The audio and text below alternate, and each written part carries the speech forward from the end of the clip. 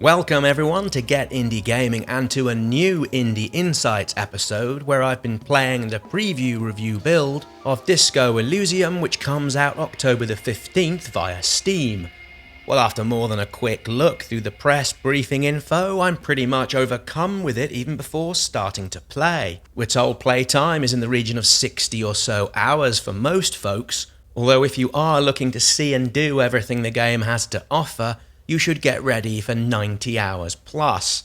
Now that's one heck of a time investment for anybody.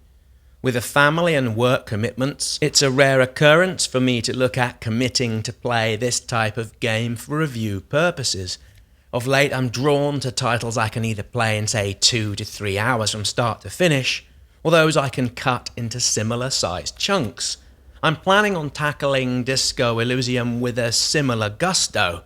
Although I'm not fully convinced, given its complexities, I'll benefit by doing this. Let's be honest too, it's also one heck of an ambitious project from this first-time developer, whose take-to-market approach has focused heavily on how much content and opportunity for a differential play there is within it. While not on the same energy levels of the pre-launch excitement of, let's say, No Man's Sky, of which I was at times complicit, it's a risky hook to hang your hat from. So does it live up to the premise? Let's take a further look. Disco Elysium is, as you can see, an isometric-ish top-down RPG that's set sometime in the 1950s. It's a modern take on the desktop dice games of my youth, where you begin within a fairly grotty part of the harbour district within the city of Ravercall.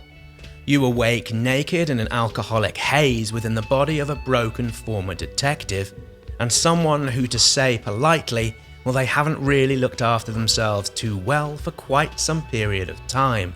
From the get-go, Disco Elysium is an assault on the senses. Visually, it's stunning. The hand-drawn art style is painterly in its nature and reminds me of oil on canvas. While much of the gameplay focuses on the text, the character designs and animations are better than most you find in RPGs. Ravercall is also a far darker place than I'd expected. After only a few hours, I'd already given a teenage drug addict a good slap around the face. I'd also had a decent falling out with a wheelchair paraplegic, and was asked to do and handle a corpse with less than a modicum of respect, and oh such more that makes me feel genuinely uncomfortable.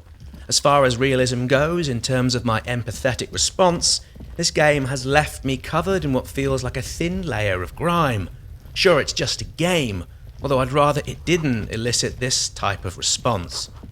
One area which may make me stop playing this to the conclusion is, however, the text, which in a game like this, as I've already alluded to, is kind of a big deal.